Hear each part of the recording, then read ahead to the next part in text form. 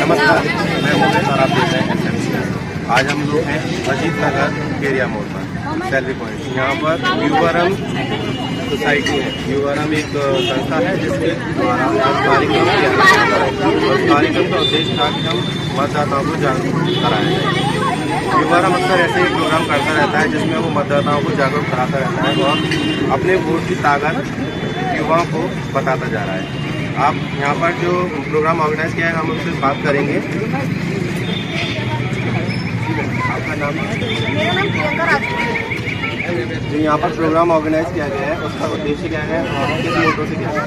यहाँ पर जो प्रोग्राम ऑर्गेनाइज किया गया है उसका मोटिव ये है कि अगर वोट फॉर बेटर इंडिया, इसके लिए हम लोगों को कि जब भी हम वोट देते हैं तो किसी भी तरीके के उपहार या किसी भी तरीके के गिफ्ट के चक्कर में ना पड़े। लोगों को काफ़ी सारे प्रलोभन दिए जाते हैं कि आप ऐसा कीजिए, आपको ये मिलेगा, हमें वोट दीजिए। इस तरीके के उसमें ना पड़े और एक अच्छे प्रतिनिधि को।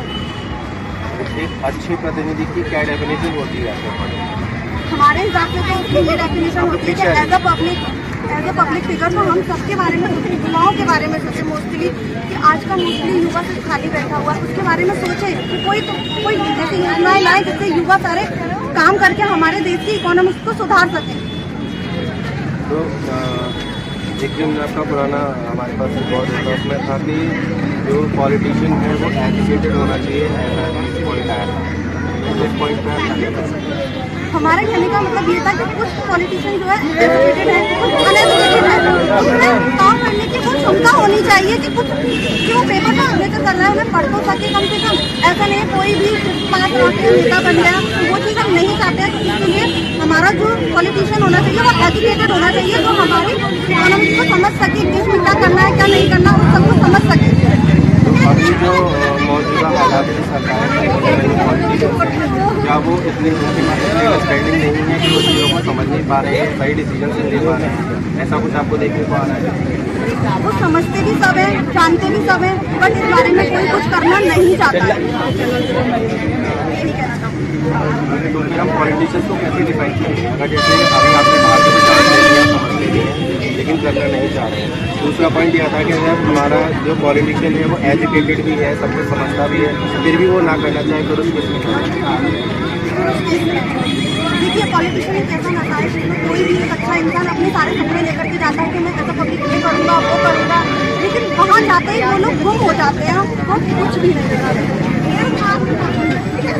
ये तो एक नॉर्मल प्रोसीजर हो गया कि हमने एजुकेटेड लीडर चुना और उसको हमने पार्लियामेंट में भेज दिया।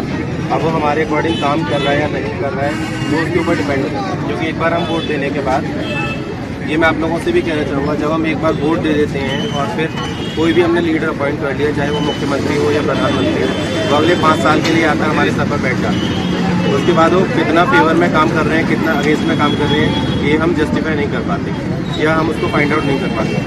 अब उसके लिए हमें क्या चाहिए, तो जो युवाओं में जागरूकता लानी है वो युवाओं में जागरूकता आप कैसे लाना चाहते हैं? आपका नाम? आपका नाम?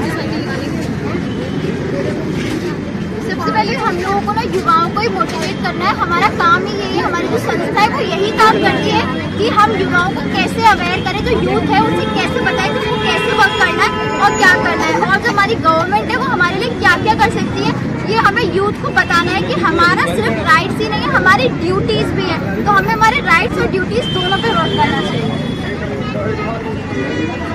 ये अच्छा है कि आप युवाओं को अपग्रेड कर रहे हैं, उनको बता रहे हैं, उनको सही डायरेक्शन पे लेके जाने की कोशिश कर रहे हैं। ये तरीका अच्छा है, अच्छा स्टेप है, क्योंकि नेशन के लिए युवा का जागरूक होना बहुत ज़रूरी है। क्योंकि अभी हम जो देखते हैं एक ब्लाइंड फ्लड कह सकते हैं हम उसे, एक धारा चलती चली जा रही है, उसी में सब लोग बहते जा रहे हैं। अगर हम किसी भी पॉलिटिशियन किसी पॉलिटिकल पार्टी की बात करें, अगर हम किसी में क्वेश्चनिंग करने की कोशिश करते हैं तो हम विपक्ष बन जाते हैं, और अगर हम उसके फेवर में हैं तो हम पक्ष बन जाते हैं। बट एक्चुअल में क्या है, न्यूट्रलिटी कहीं पर नहीं है। तो उसके बारे में आपका क्या पॉइंट है?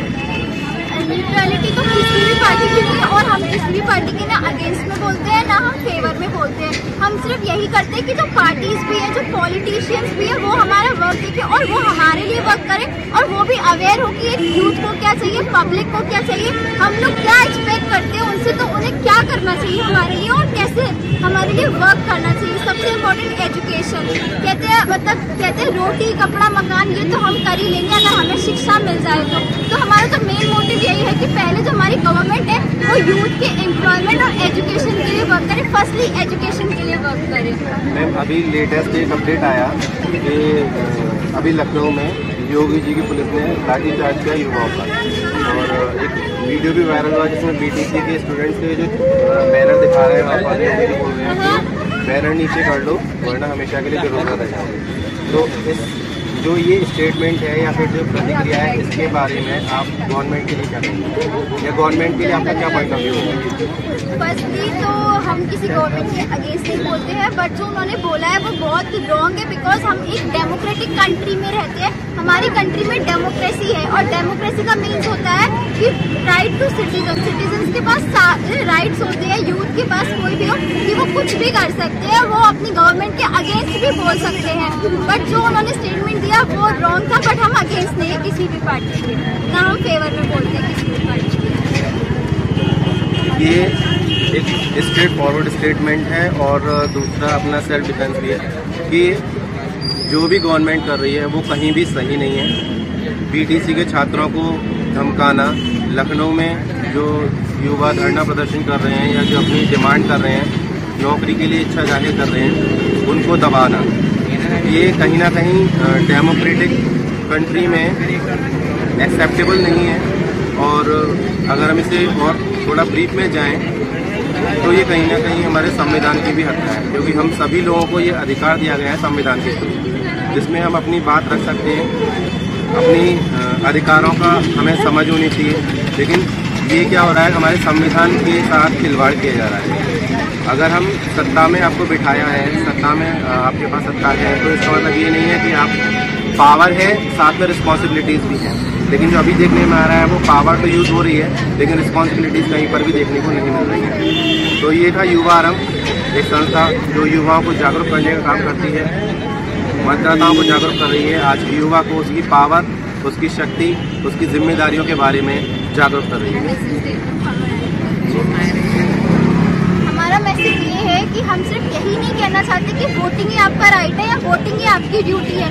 अगर कोई गवर्नमेंट आफ्टर वोटिंग भी वर्क आपके अगेंस्ट कर रही है तो हम उसके अगेंस्ट भी बोल सकते हैं और उसके लिए भी हम वर्क कर सकते हैं। और जितने भी लोग हमारी संस्था से जुड़ेंगे हम उसके लिए बहुत हैप्पी होंगे और सबका हैप्पीली वेलकम है।